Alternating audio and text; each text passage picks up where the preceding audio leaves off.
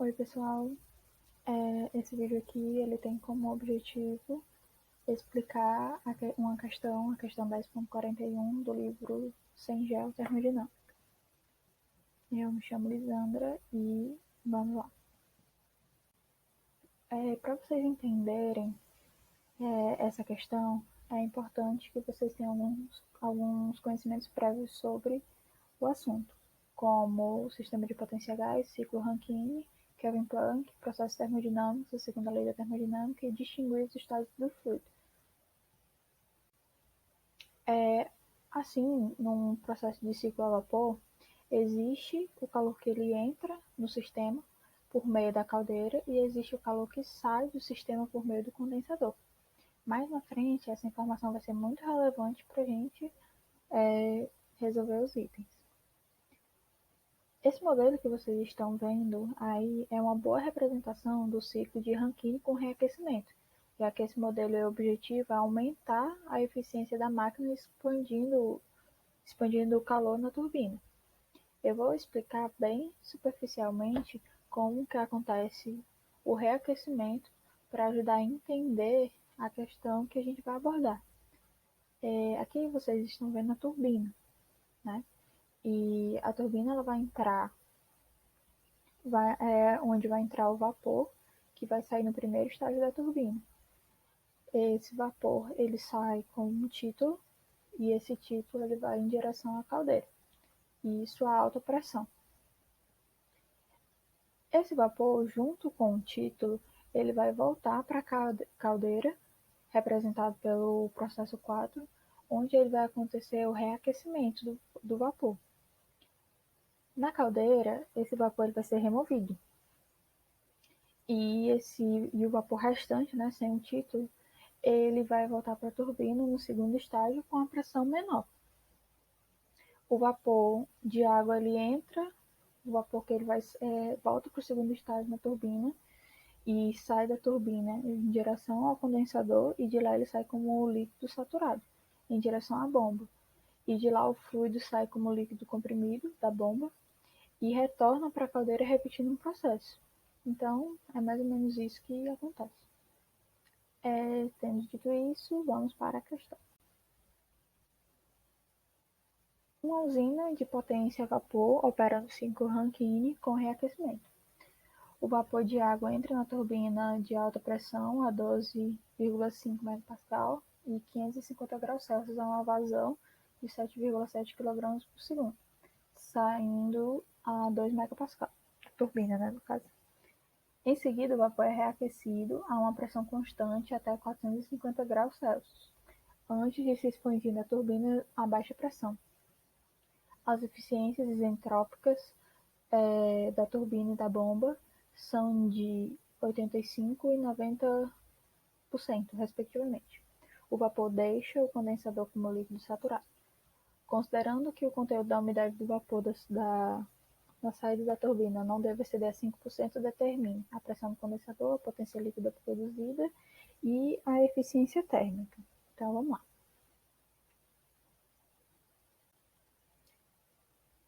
Para a gente conseguir responder a questão, a gente precisa fazer alguns questionamentos, que é o que é preciso para encontrar a pressão no condensador. Então, antes da gente tentar achar a entalpia, tentar achar entropias, então a gente precisa se perguntar isso, o que é preciso, né? E qual deve ser o passo a passo para encontrar. Então a gente não pode, né, sair feito doido procurando as coisas. A gente precisa de calma, que a questão é um pouco grande. Aqui vocês vão ver, eu não consegui fazer um gráfico disso no computador, mas enfim, perdoem aí pelos desenhos. Aqui vocês vão ver um diagrama TS, né, que é a temperatura versus entropia, onde em 3 vai representar a entrada no primeiro estágio da turbina, como eu tentei explicar antes. De lá o fluido ele vai para o reaquecimento na caldeira, voltando para o segundo estágio da turbina em 5, e depois se dirige ao condensador em 6 e depois vai para a bomba em 1. O diagrama ele é muito importante para analisar os valores obtidos. Então, tipo assim, quando você encontra o valor de uma pressão ou o valor de uma entalpia, e você compara os valores, né? E no caso de entropia, perdão. Então, quando vocês encontrarem valores de temperatura e de entropia, vocês podem utilizar o gráfico para fazer essa comparação, né? De, tipo, dentro dos valores. Se um for maior do que o outro, enfim, vocês podem recorrer ao diagrama. Ele é muito importante para analisar esses valores. Então, mesmo que a questão não peça, é muito importante fornecer. Então, vamos lá. Vamos começar a fazer a análise dos dados fornecidos para a questão. Da questão. Então, o que, é que a gente tem? A gente percebe que na questão não informa valores para o estado 1, nem para o estado 2, já que o estado 2 depende do estado 1. Mas a gente sabe que a pressão em 3, né, que é na turbina, é a 12,5 megapascal e a temperatura a essa pressão é de 550 graus Celsius. Então a gente pode, inclusive, concluir que o estado 3 é uma região de vapor de superaquecimento, já que a gente está com a temperatura muito alta para essa pressão. De acordo com isso, podemos encontrar os valores de entalpia e entropia no estado 3, de acordo com a tabela A6, que é a tabela do CENGEL para vapor superaquecido. Tendo isso a 550 graus Celsius e a pressão de 2,5 megapascal na tabela A6, a gente pode verificar estes valores para entalpia e entropia.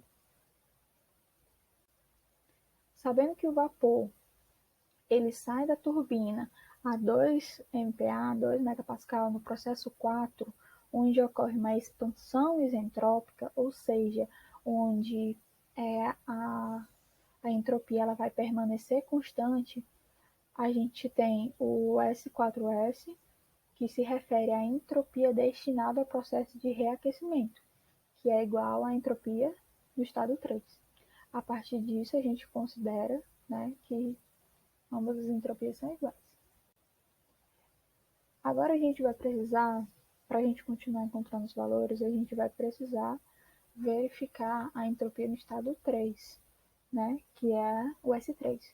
Vendo que o S3 é 6,6317 kJ por quilograma vezes Kelvin, a gente vai procurar essa entropia na tabela, para que a gente consiga encontrar os valores para a condição de S4, da entropia no estado de 4S.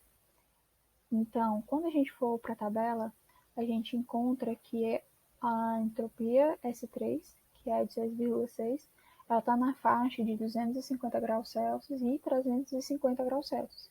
E a gente vai precisar fazer uma interpolação para a gente encontrar o valor de H4S, no caso para a entropia de S4S. E a partir disso, a partir da interpolação entre os valores, a gente encontra a entalpia no estado 4S, no processo de reaquecimento. Prosseguindo no desenvolver da questão, agora a gente vai calcular a entalpia que volta para a turbina do reaquecimento H4, a partir do seu rendimento. Então, vamos lembrar lá os processos que a gente falou no começo. Então, a gente está naquela parte do primeiro estágio da turbina, que aí sai o vapor mais o título, entra no processo para poder ir para a caldeira. Então, essa é a entalpia em direção ao reaquecimento. Agora, o vapor está saindo da caldeira e voltando para a turbina para o segundo estágio. Agora, aí a gente vai achar essa entalpia que foi para o segundo estágio a partir do rendimento fornecido, né, o rendimento que a questão falou sobre a turbina. Considerando que o rendimento no estado 4 é igual à diferença de entalpia no estado 3 e 4, em razão da diferença da entalpia do estado 3 e 4S, a gente tem isso daí. Isolando a entalpia 4, que é o que a gente quer. Pronto, substituindo os valores, né? Então, H3 a gente acabou de encontrar, né? A partir da... Perdão, a gente encontrou no início da questão. A entalpia 4S a gente acabou de encontrar. E o rendimento da turbina, que a questão informou, que era de 85%. Substituindo os valores, encontramos a entalpia 4. A gente precisa agora se situar onde nós estamos no ciclo termodinâmico. É sempre bom a gente sempre voltar e entender onde a gente está, para a gente também analisar direito o que esses dispositivos estão efetuando para saber se os dados estão coerentes, né? Então percebam que nesse momento a gente está saindo da caldeira com o vapor reaquecido e estamos indo novamente para a turbina no segundo estágio. Então o vapor ele vai ser reaquecido a uma pressão constante até 450 graus Celsius, que a questão informou antes de se expandir na turbina de baixa pressão. Então, o que é que ele quis dizer? Que antes de ir para o segundo estágio, o vapor ele vai ser reaquecido. Porque no segundo estágio, a turbina ela é baixa pressão em relação ao primeiro estágio, que a turbina está alta pressão. Se a pressão é constante nesse processo, então o valor da pressão 5 é igual a 2 MPa e a temperatura 5 é 450 graus Celsius, como a questão informou. A 2 MPa e a 450 graus Celsius, a entalpia e a entropia estão entre 400 graus Celsius e 500 graus Celsius. Portanto, a gente vai fazer uma interpolação dos valores para a gente encontrar a base de dados para 450 graus Celsius a vapor superaquecido. Novamente, estamos na turbina, onde temos uma temperatura muito alta para uma pressão relativamente baixa e nós estamos falando de vapor. De acordo com os dados interpolados, a gente encontrou, no caso, a entalpia e a entropia para o estado 5, que são de valores reaquecidos.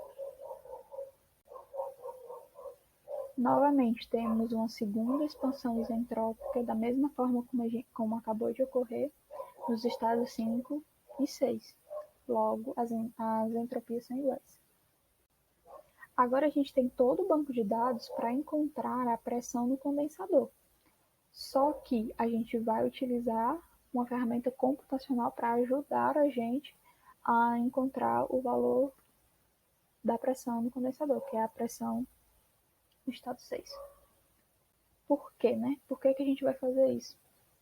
Porque não tem nenhuma informação que nos leve a chegar em uma outra forma de se calcular. Então, tipo, não é informado e não ocorre processo isobárico, né, no estado 6.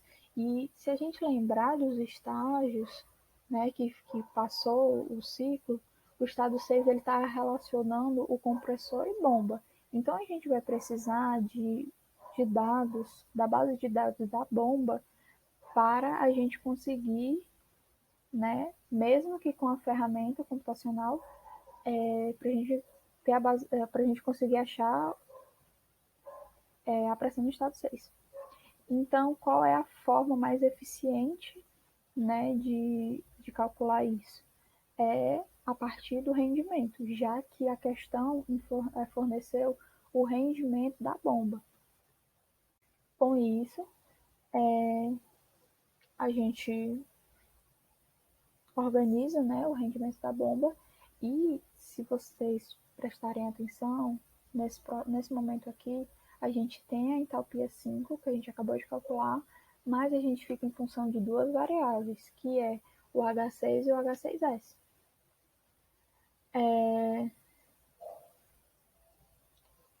Lembrando também que na turbina, a entropia na bomba e na turbina, elas são isentrópicas.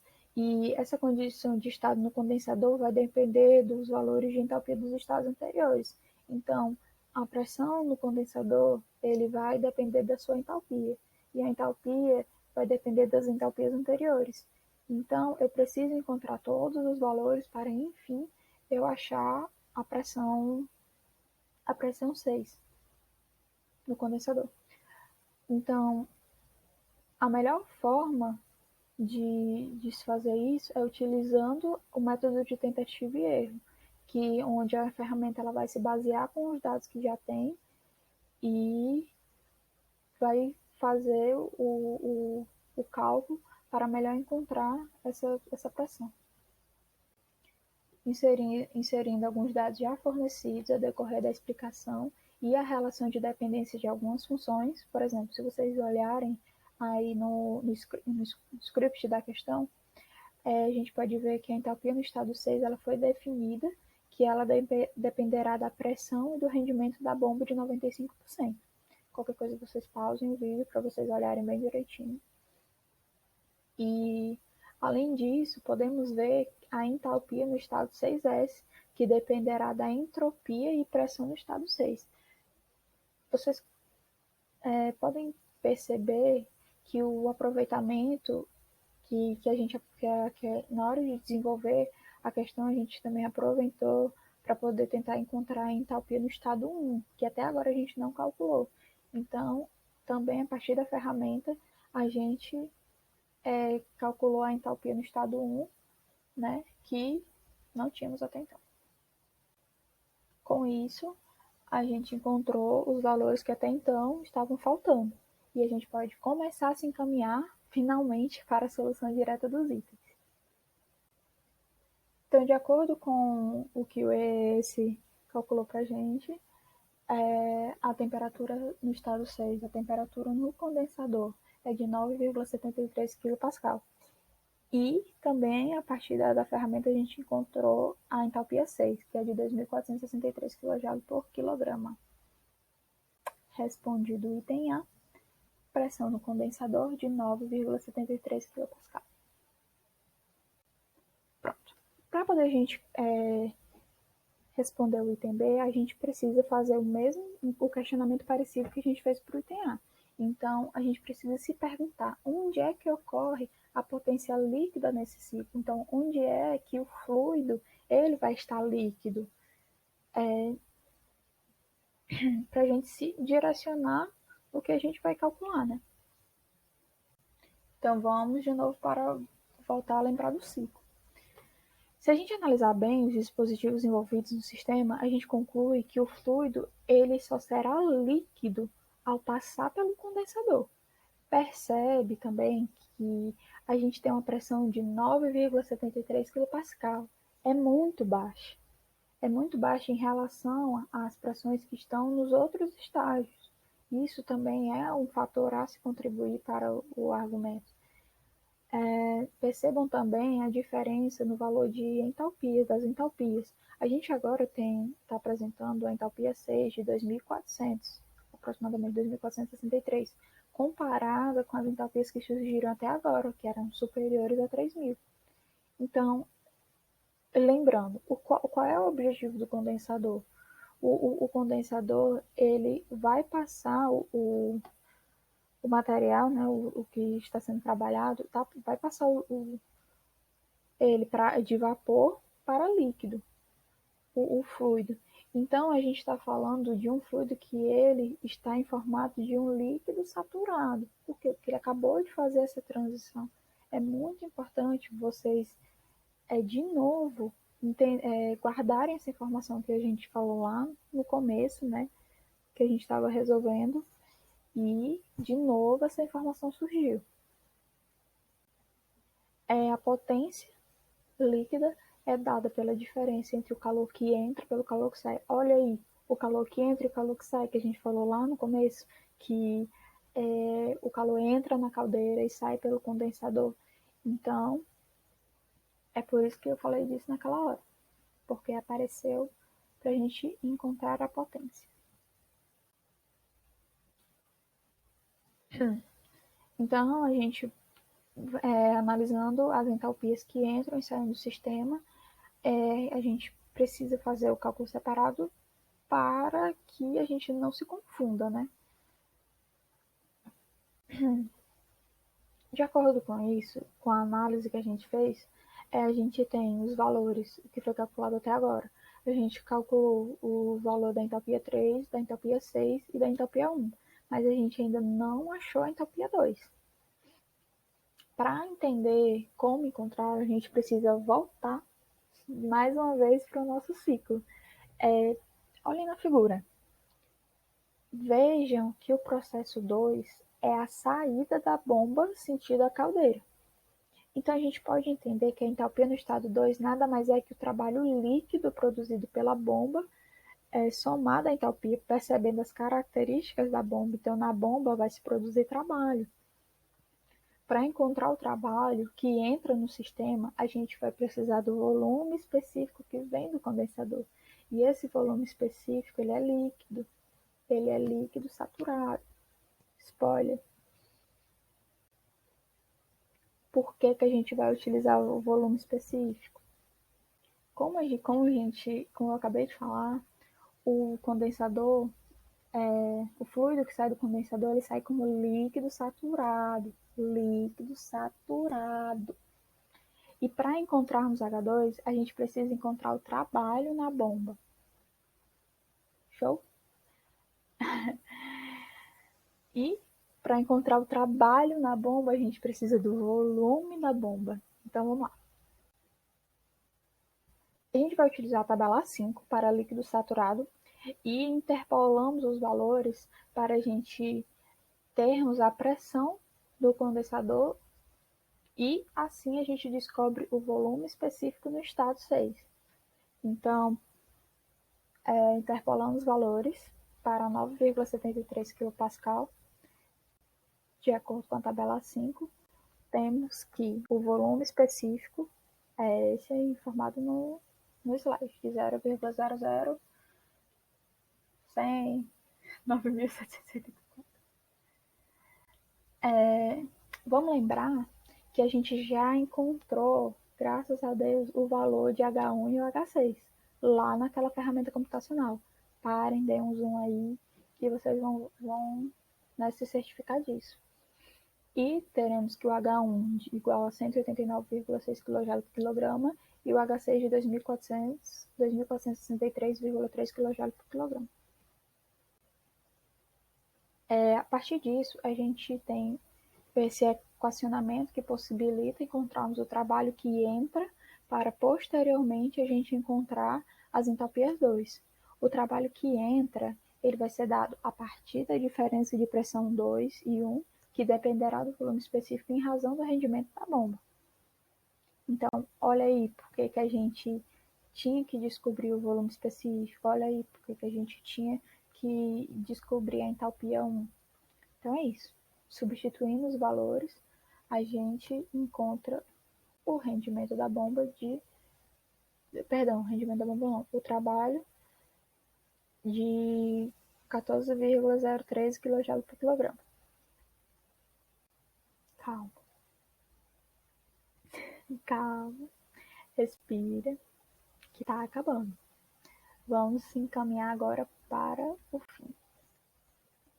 Tendo isso, substituindo os valores encontrados, finalmente a gente acha a entalpia 2, que é de 203,603 kJ por quilograma. Vamos lembrar. Mais um momento de lembrar, hein, gente? Qualquer coisa, pausa, volta o vídeo e lembra aí que eu falei que a gente definiu como a gente encontra a potência líquida, mas a gente ainda não tinha as entalpias. Então agora finalmente a gente pode calcular a potência líquida. A potência líquida a gente vai calcular novamente por partes para poder a gente não confundir e substituir as coisas aí para dar errado. Então vamos fazer divididozinho para dar certo.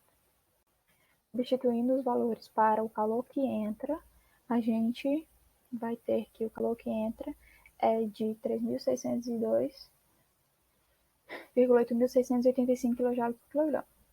Agora vamos achar o calor que sai. O calor que sai vai ser dado pela diferença da entalpia 6 menos a entalpia 1, que é o que sai. E encontramos o calor que sai de 2.273,7 kJ por quilograma. Finalmente podemos encontrar o trabalho na bomba, que é a vasomássica vezes a diferença do calor que entra menos o calor que sai. Substituindo os valores, lembrando, se vocês voltarem lá na questão, a vazão máxima ela foi fornecida de 7,7. Finalmente, temos que a potência líquida é de 10,234 kW. Tcharam! Agora só falta o rendimento, né? O rendimento da bomba nada mais é que 1 menos o calor que sai, dividido pelo calor que entra. Ou poderíamos a gente calcular simplesmente dividindo o trabalho pelo calor que entra. Não importa. Do mesmo jeito tá certo. E a gente vai encontrar o rendimento de 36,9%. E é isso. Eu espero que vocês tenham entendido, né? Eu sou um pouco gaga, mas é isso. Muito obrigada pela atenção. E se você gostou, dá um likezinho aí. E é isso. Valeu, pessoal.